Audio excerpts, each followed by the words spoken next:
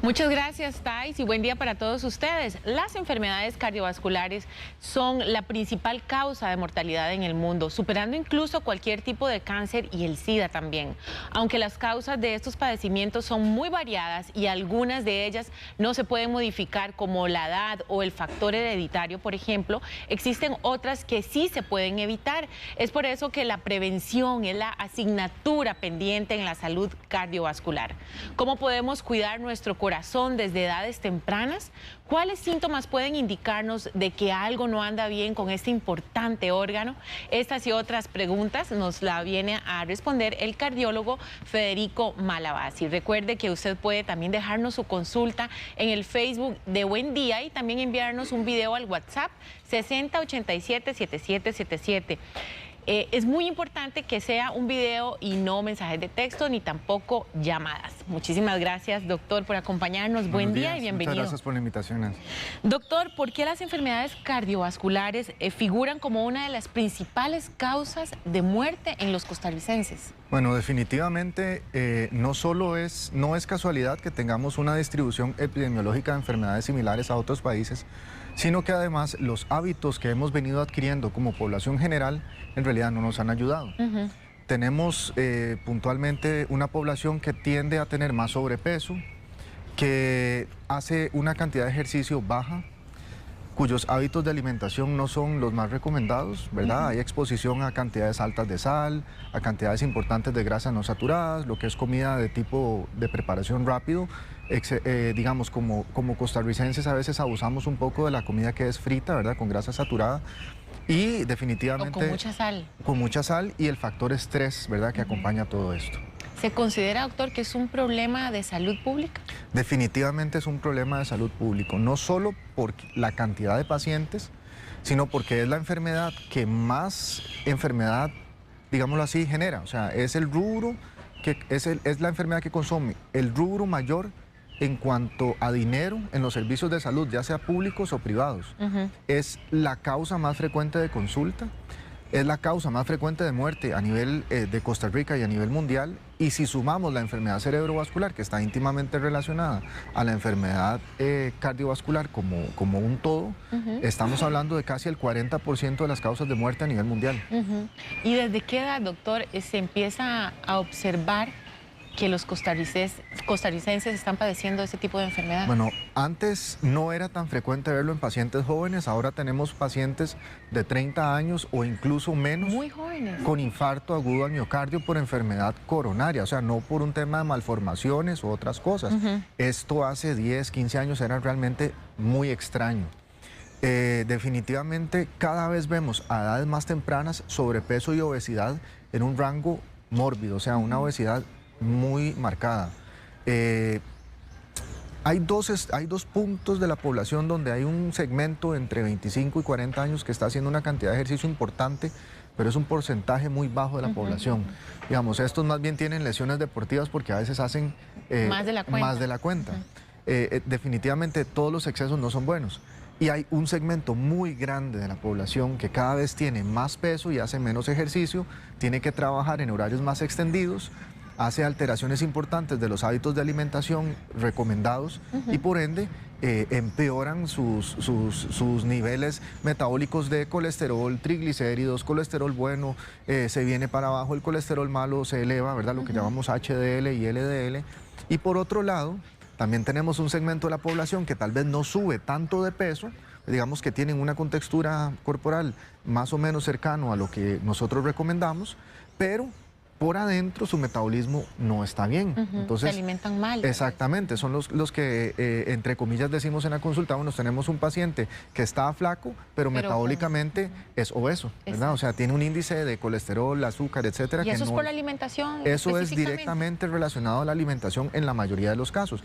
Hay un porcentaje pequeño que tiene algunas enfermedades del metabolismo, algunas predisposiciones genéticas que hacen que su metabolismo se comporte distinto.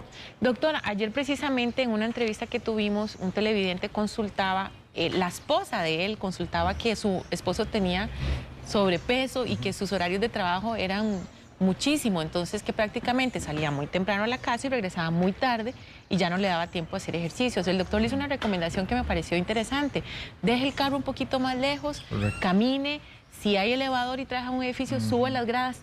Todas esas pequeñas cosas cuentan. Definitivamente todo lo que implique activación del sistema muscular y desplazamiento es ganancia. O sea, al final de la semana hablamos de una cantidad de minutos, de pasos, ¿verdad? De desplazamiento objetivo que con los relojes inteligentes podemos casi que darle seguimiento hora a hora, día a día, y todo cuenta. Definitivamente, bueno, entre más distancia camine usted o se desplace, no en un vehículo, es ganancia. Deberíamos olvidarnos del uso de ascensores, porque si tenemos un horario extendido que no nos faculta tener un horario de ejercicio propiamente, pues tenemos que meter la actividad física dentro del día a día. Entonces, subamos gradas, bajemos gradas, desplacémonos, caminemos todo lo que se pueda. Y por otro lado, hacer los tiempos de comida que la parte nutricional recomienda. No, es que estoy muy apretado de trabajo, no tengo espacio, sino que desayuno mucho y ceno mucho. No, eso es pésimo para el metabolismo, ¿verdad?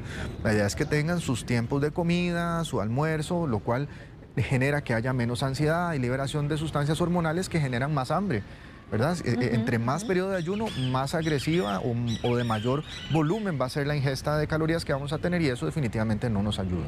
Bueno, y en un trabajo está permitido esos horarios de comida, pero a veces se los saltan porque prefiero adelantar, me quedo. Sí, a ver, a veces entramos en un rol donde el trabajo nos comienza a consumir de una u otra manera, y eso pues hay que tratar de detenerlo. O sea, no vale la pena exponer la salud definitivamente por la carga de trabajo.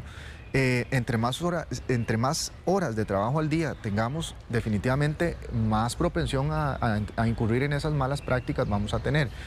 La alimentación es básica, o sea, para poder hacer ejercicio y tener energía tenemos que tener una adecuada alimentación. Y no solo es cuidar las porciones, sino la calidad de la alimentación, claro. O sea, balancear las proteínas, la cantidad de calorías, los carbohidratos, las grasas. ¿Cómo se preparó? ¿Verdad? Exactamente. Es muy importante ahora que usted menciona, doctor, que cada vez se están viendo más personas jóvenes con estos padecimientos. Sí. Me parece importante también mencionar cuáles serían esos síntomas que nos alerten a nosotros que algo anda mal, que esto no es normal. Sí, definitivamente hay una fase donde no existen síntomas, pero la enfermedad está progresando. Por ejemplo, en el caso de la hipertensión, se le conoce como el asesino silencioso. O sea, hay una fase donde hay alteraciones estructurales importantes que están avanzando, que no dan absolutamente ningún síntoma. Entonces eso es lo que justifica que tengamos chequeos médicos anuales. O sea, la cantidad mínima de chequeos que deberíamos tener es una vez al año. Si ya se identifica un factor de riesgo, podrían ser 2, 3 o la cantidad de chequeos que se necesiten. Entonces, si ya aparecen los síntomas más comunes como cansancio, fatiga, la persona no tiene aire para hacer actividad física, o si todavía ya aparece algo más como dolor en el pecho, dolores de cabeza o algo más, pues ya esos son signos de alarma que recomiendan una consulta prioritaria. ¿Okay? He escuchado del dolor en un brazo. ¿En qué brazo es el que se localiza? Bueno, usualmente cuando tenemos enfermedad isquémica, o sea que las arterias del corazón tienen un flujo comprometido por una distribución que tiene el sistema nervioso, comparte zonas de transmisión de dolor con el corazón. Entonces puede percibirse un dolor de tipo opresivo, o sea, no es ni un dolor punzante, ni es un dolor tipo cólico, ni es un dolor quemante como una gastritis, es un dolor opresivo, que la persona no logra describir, que tiene una irradiación hacia el brazo izquierdo y hacia el cuello. Incluso hay pacientes que lo describen en la mandíbula o en la quijada, ¿verdad? Ese dolor, usualmente, cuando es de tipo anginoso, o sea, relacionado de nuevo a un compromiso de flujo coronario, el dolor cede con el ejercicio, se da un lapso de minutos, 5 minutos. Si el paciente ya tiene documentación de que necesita un medicamento vasodilatador, en este caso como la nitroglicerina, la debe aplicar, debe esperar 5 minutos, puede aplicar hasta 3 dosis. Y si a los 15 minutos el dolor no cede, debe acudir de inmediato al servicio de emergencias. Ahora, esto es un paciente que ya sabe que tiene enfermedad coronaria. Si un paciente tiene dolor torácico, está en reposo, el dolor es opresivo con estas características y no cede, independientemente de la hora que sea y donde sea que esté, se debe ir a un servicio de urgencias porque está teniendo una angina o incluso un infarto agudo del miocardio en ese momento. Inmediatamente buscar ayuda. Exactamente, o sea, esas características del dolor hay que aprender a identificarlas porque son signos de alarma. ¿Y los segundos cuentan, doctor? En un infarto cada minuto cuenta. O sea, hay un lapso de tiempo donde usted puede tener acceso a una apertura, un desbloqueo de la circulación mediante una angiografía coronaria, donde se hace el diagnóstico de la enfermedad y se hace la terapéutica. Se puede aspirar el coágulo, se puede implantar un stent o se puede tratar de reparar la arteria, o si no, por lo menos se hace la identificación y se deriva una cirugía cardíaca si es que fuera de manejo quirúrgico. Pero hay un lapso de minutos y cada minuto cuenta. O sea, hay un código infarto en el que se está trabajando y esto es algo fundamental. Listo. Doctor, ya estamos recibiendo algunas consultas que me parece importante que las vayamos aclarando. Carol Herrera nos dice, mi esposo tiene 41 años, padece de presión alta desde hace 12 años y tomaba Codiovan para regularla. Hace 3 meses que le cambiaron el medicamento por Benicar porque el anterior no le hacía nada y está tomando la dosis más alta y la presión no le baja de 160 a 110. Los exámenes de sangre salieron bien, no tiene obesidad, el electro salió bien. ¿Qué es lo que pasa? ¿Qué puede hacer? Bueno, definitivamente se le modificó un medicamento que tiene una cantidad de horas de efecto terapéutico a uno que tiene una cantidad de horas mayor, que es una molécula distinta. Es un bloqueador de un receptor que está implicado en el mecanismo en sí que causa la hipertensión. Lo que debe hacer es reconsultar al médico que le indicó esto para que le haga una asociación de un segundo fármaco y a veces puede requerir un segundo, un tercer o un cuarto fármaco. O sea, el mecanismo de hipertensión implica diferentes sitios donde hay que utilizar medicamentos que van a bloquear las hormonas o las enzimas que están provocando el aumento de la presión. En este caso tiene un medicamento, puede requerir a la asociación de un diurético, ¿verdad? Para sacar la cantidad de exceso de agua y sodio. Puede utilizar un medicamento vasodilatador como un calcio antagonista o puede incluso tener que asociar un medicamento beta bloqueador. O sea, hay unos lineamientos generales para esto, pero en el caso yo le recomendaría reconsulta y asociar un segundo medicamento supervisado por el médico que le indicó el primero en este caso. Perfecto, nos consulta Jessica Arias. Siempre he sufrido de crisis de ansiedad, justamente estoy atravesando una, recién tuve a mi bebé, estoy en cuarentena aún y el cambio de vida me hace estar ansiosa, eso hace que mi presión se eleve un poco, eso me preocupa, ¿qué puedo hacer para regularla? Mi embarazo fue saludable. Bueno, si se está identificando hipertensión en el periodo puerperal, o sea, los subsecuentes días al parto, en realidad se considera como diagnóstico de hipertensión inducida por el embarazo y probablemente debió tener algunas incidencias de presión asintomáticas durante el embarazo. En este caso, de la misma manera requiere monitorización e inicio en medicación. Les recomendaría consulta. En el tema de la ansiedad, ¿verdad? Es un gatillo, o sea, es una situación que dispara la presión arterial, pero como decir que todo depende de la ansiedad, pues no siempre es así. O sea, definitivamente requiere un manejo de la parte ansiosa. Hay que ver que no tenga un estado depresivo posparto, ¿verdad? Claro. Que es una entidad a veces no diagnosticada. Y por otro lado, ponerse en control con su médico tratante, que en este caso incluso el ginecobstetra que le está dando el seguimiento posparto puede iniciarle la fase 1 de medicación. Si ya hay ausencia de respuesta o continúa con hipertensión arterial, pues puede consultar con un especialista en medicina interna o un cardiólogo para que le haga una medicación un poco más especializada. Pero siempre consultar, ¿verdad? A veces nos quedamos y decimos, sí, no, o sea, se me va a pasar. Esto no va a ceder con solo disminuir la sal y otras cosas. O sea, realmente a veces cuando hay hipertensión ya en ese rango no podemos ser tan pasivos, hay que ser un poquito más agresivos en el sentido de que hay que controlarla lo antes posible para que no tenga efectos secundarios derivados o lesiones reversibles o no reversibles en otros órganos blancos a causa de la presión alta. Perfecto, doctor. Mari dice, tengo el corazón grande, me dijeron, me da falta de aire, me cuesta caminar ya de forma extrema y me mareo, pero no me mandaron a un cardiólogo, solo pastillas de presión, soy diabética y con sobrepeso. También explíquenos qué es tener el corazón grande, doctor. Bueno, habría que ver bajo qué modalidad se le ha hecho el diagnóstico de corazón grande o cardiomegalia o cardiopatía en fase dilatada.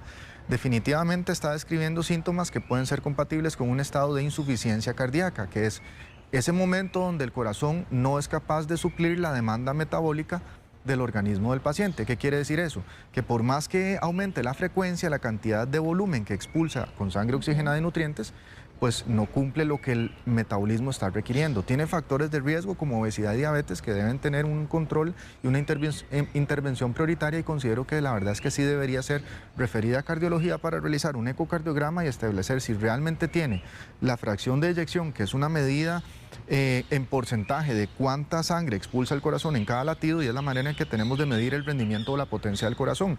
Segundo, si el ventrículo izquierdo está dilatado o si esto está asociado a enfermedad coronaria, que es muy común en pacientes diabéticos. O sea, son 3 o 4 puntos de intervención prioritarios que le estaríamos recomendando en este caso. O sea, la respuesta sí debe ser evaluada por un especialista con bastante prioridad si ya tiene una etapa de sintomatología y me imagino esa cardiomegalia habrá sido en una radiografía de tórax. Yo recomendaría pues un ecocardiograma para hacer el diagnóstico más preciso. Doctor, ahora usted mencionó enfermedad coronaria, recordemos que es en los diabéticos principalmente. Sí, los pacientes que tienen diabetes tienen una enfermedad aterosclerótica más agresiva que la población general. ¿Qué quiere decir esto? Que hay enfermedad de la pared de las arterias y en este caso las arterias coronarias no están exentas de enfermarse. O sea, la propia circulación del corazón en el paciente diabético se afecta con bastante frecuencia. El hecho de que el mismo corazón tenga un problema de flujo puede provocar que en algún momento una de estas placas de aterosclerosis tenga un accidente, se rompa, se haga una trombosis, o sea, se haga un coágulo y tape la obstrucción y genere un infarto. Por las alteraciones de conducción de sensibilidad, o sea, neuropatía, enfermedad de los nervios en los diabéticos, muchas veces estos fenómenos no dan síntomas, sino que el paciente comienza a evolucionar con cansancio, falta de aire, después llega a chequearse y aparece con que ha tenido un infarto y nunca consultó, ni tuvo hospitalización, ni se le hizo la revascularización que se le pudo haber ofrecido en otro momento. Entonces es una población especialmente susceptible y de muy alto riesgo. Además asocian con mayor frecuencia que la población general trastornos de ácidos grasos, o sea, colesterol y triglicéridos altos. ¿Por qué? Por el trastorno metabólico que de base ya tiene. Perfecto. Tenemos un video, doctor, de María. Ella es de Tibás y consulta por su hija que tiene 14 años. Vamos a observar. Hola, muy buenos días. Quisiera preguntarle al doctor, mi nombre es María, de Tibás. Tengo una hija de 14 años y ella me padece de insuficiencia mitral trivial y taquicardia sinusal. Ella sufre de síncopes, también actualmente está sufriendo de parálisis del sueño muy seguidas, entonces quisiera ver si tiene algo que ver una cosa con la otra. Muchas gracias. Bueno, en realidad tiene un diagnóstico que es más un trastorno funcional que algo estructural, o sea, digámoslo así. La función del corazón de su hija, a lo que acaba de mostrar en el estudio, es normal. Tiene una fracción de eyección adecuada y la insuficiencia mitral trivial realmente lo que está diciendo es que es algo mínimo y usted no debería preocuparse por eso. Por otro lado, tiene un Holter que está mencionando que tiene una taquicardia sinusal de tipo inapropiado. ¿Qué quiere decir eso? Que el ritmo y la secuencia de activación normal del corazón de su hija es normal, pero la frecuencia promedio que mantiene ese corazón es más alto. Esto en un corto y mediano plazo no va a dar ningún problema, pero a largo plazo podría darlo y podría hacer, digamos, tener un efecto proarrítmico e incluso tener dilatación de la aurícula izquierda. Si hay síntomas, se recomienda iniciar un medicamento que module la frecuencia sinusal.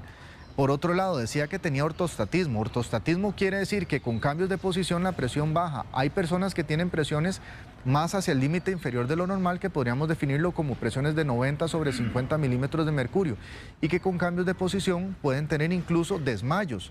La palabra vasovagal y síncope que mencionaba en el estudio precisamente hace alusión a eso.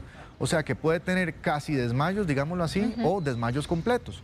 Y son situaciones que podrían manejarse con algunas recomendaciones generales. Por ejemplo, a diferencia de los pacientes con hipertensión, a los pacientes con ortostatismo y presión en el límite inferior de lo normal y enfermedad vasovagal, donde hay un reflejo que a final de cuentas provoca caída súbita de presión y pérdida del estado de conciencia por la presión tan baja, les decimos que coman más sal, que se hidraten mucho más que la gente promedio, que haga transiciones de posición más despacio, o sea que si está acostado y tiene que ponerse de pie, no se tire de una vez y salga caminando, sino que tiene que hacer una transición. Primero se sienta, espera unos 4 o 5 segundos, se pone de pie, espera unos 4 o 5 segundos y después arranca a caminar.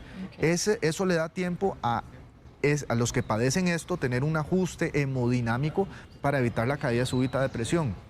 Por otro lado, si realmente tiene una taquicardia sinusal inapropiada con variabilidad de la frecuencia alterada, con una distribución del rango de frecuencia en las 24 horas, que son índices que se valoran en el Holter de 24 horas, que es un estudio que el cardiólogo interpreta, y requiere medicación y hacemos las recomendaciones generales y el uso del medicamento que va a ir frenando poquito a poco esa frecuencia media y acercarla más hacia 65, 70 o 60, probablemente la cantidad de desmayos y síntomas van a disminuir mucho. Es común que los pacientes con taquicardia sinusal sientan ahogo con poca actividad física, sientan cansancio y cuando están tratando de descansar escuchan el latido porque están con la frecuencia muy rápida. Es como si su corazón fuera una frecuencia en la que usted está haciendo ejercicio pero usted está en reposo. Entonces, claro, se percibe el latido y es bastante incómodo.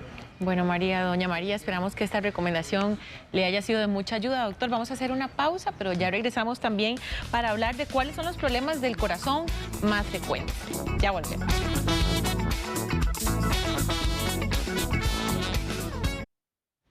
Gracias por continuar con nosotros y con esta entrevista tan importante para que usted aprenda cómo cuidar su corazón, porque tal vez todavía estén a tiempo, ¿verdad, doctor? Definitivamente. ¿Cuáles son esos factores de riesgo que hacen que tengamos más problemas con el corazón? Bueno, están descritos y esto es basado en un estudio que se hizo en Massachusetts hace años, o sea, estamos hablando de finales de los 40, que es el estudio de Framingham.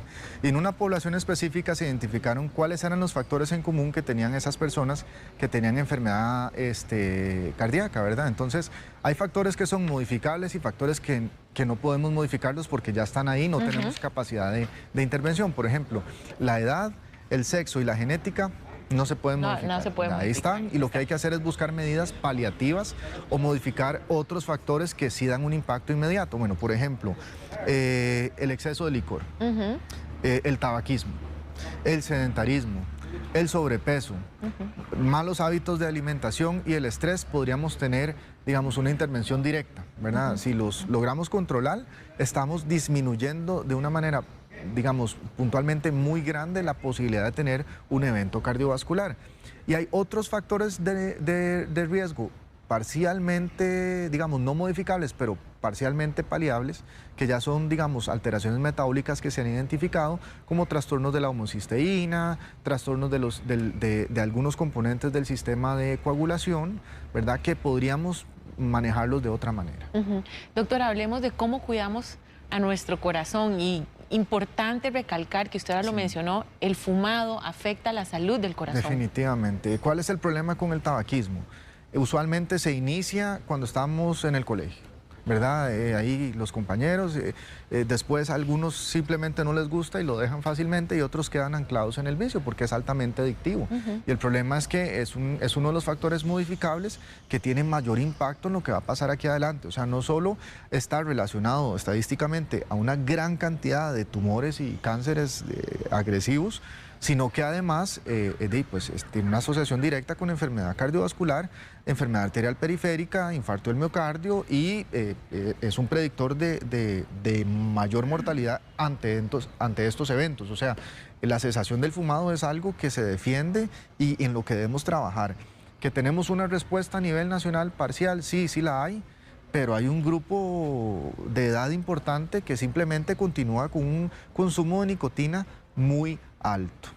Vamos a observar una pantalla para que usted tome nota de unos cuidados específicos que el doctor nos va a ir mencionando. Por ejemplo, mantener una presión arterial saludable. Definitivamente esto es para el que ya sabe que tiene hipertensión, pero además para el que está haciendo tamizaje. O sea, no esperemos una vez al año cuando estamos en una consulta de chequeo general o chequeo médico, tomar la presión. No, deberíamos chequear rutinariamente, una vez a la semana, una vez cada 15 días, aunque no padezcamos la presión, porque recordemos que en los primeros estadios de la enfermedad hipertensiva no hay absolutamente ningún síntoma, pero eso requiere intervenciones, modificaciones de hábitos de vida, alimentación y otras cosas, y muchas veces tratamiento desde ese momento. Controle los niveles de colesterol. Definitivamente es un tamizaje metabólico, o sea, hay niveles establecidos para población general, o sea, el colesterol más allá de 200 miligramos por decilitro requiere intervención dietética con ejercicio o en algunos pacientes, si es un perfil de alto riesgo, medicación de una vez. Y los triglicéridos abajo de 150 miligramos por decilitro, de la misma manera. Los triglicéridos tal vez responden más a modificaciones dietéticas que el colesterol en sí, pero podemos, junto con dietas distintas, evitar excesos de grasa y calorías y ejercicio, tener una respuesta en la fase 1 de esto. Bueno, ahora dijo ejercicio, realice actividad física con regularidad y no se trata de ser el campeón de CrossFit o lo hablamos que sea. de minutos, semanas, ¿verdad? Deberíamos tratar de tener un umbral de por lo menos 200 minutos a la semana de actividad física, o sea, actividad física pura, no, en realidad a los pacientes les decimos, bueno, no, es que yo hago mucho ejercicio. Bueno, ¿qué es lo que hace? No, es que yo en mi trabajo camino. Bueno, está bien, está teniendo actividad física y desplazamiento y eso ayuda. Pero la idea es que tengamos un rato de esparcimiento, que es terapia, para la parte psicológica, para la parte emocional, para la parte hasta espiritual, de tener un espacio de relajación, esparcimiento, donde estemos haciendo actividad física pura, centrado en mejorar nuestro acondicionamiento físico. Eso es lo que realmente deberíamos tratar de buscar. Y bueno, una dieta equilibrada, por supuesto, ahí se controla el peso. Sí, aunque físicamente tengamos un índice de masa corporal en los que no estemos en obesidad, recordemos el concepto de que tenemos personas de aspecto delgado, pero metabólicamente no se comportan como tales. Entonces, la dieta es la primera fase de tener un estado de salud adecuado. Doctor, ¿cada cuánto debemos hacernos exámenes para saber cómo está la salud de nuestro corazón y a dónde tenemos que ir? Bueno, lo mínimo es una vez al año, ¿verdad? Si estamos hablando de seguridad social, es un tamizaje que se hace en los primeros niveles de atención, EVAIS clínicas, ¿verdad? No directamente en el hospital, pero definitivamente hay que hacerlo. O sea, lo mínimo es una vez al año donde tienen que tomarle la presión, hacerle laboratorios y revisar que absolutamente todo esté bien con un examen físico completo. Ya si hay factores de riesgo, bueno, hablamos de 2 o 3 consultas al año, y si hay alteraciones estructurales o órganos que ya tienen algún grado de compromiso, estamos hablando de que podría ser un cuidado mucho más intensivo que eso y a nivel especializado. Se dice que si cuidamos el corazón a temprana edad, a los 40 años, el cerebro lo va a agradecer. Definitivamente, porque hay una relación directa de la salud de la parte neurológica con la cardiovascular. O sea, la enfermedad cerebrovascular está muy ligada a la salud del sistema cardiovascular. ¿Por qué? Porque, por ejemplo, si tenemos hipertensión, se dilata la aurícula y hacemos una arritmia y se forma un coágulo, lo que vamos a tener es un accidente cerebrovascular a temprana edad. Si hay enfermedades no diagnosticadas a nivel cardíaco que pueden terminar en infartos, en lesiones valvulares, otras cosas, va a afectar el cerebro. Entonces, una cosa está ligada con la otra indirectamente. Yo creo que directamente. Sí, el mensaje aquí más importante, doctor, bueno, o sea, nunca es tarde para empezar los cambios. Correcto. Y segundo, que los jóvenes piensan que por eso a mí no me va a pasar porque estoy joven.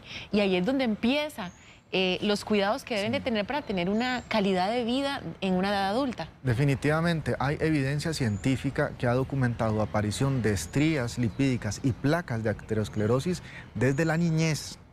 O sea que no es cierto, que no importa, yo ahorita estoy joven, no voy a subir de peso, en mi adolescencia no me va a pasar nada incorrecto. Lo que pase y las lesiones que se establezcan desde esa edad van a tener repercusiones más adelante. Muchísimas gracias, Muchas doctor, gracias. por esa entrevista tan provechosa. Él es el cardiólogo Federico Malabás, y si usted desea más información, le voy a pasar los números de teléfono que están apareciendo en este momento en pantalla, y puede hacerlo al 2522-1000, extensión 4330. Y recuerde que puede repasar esta entrevista en teletica.com. Creo que es muy importante que la repase y la repase en familia. Gracias, doctor. Buen día. Muchas gracias.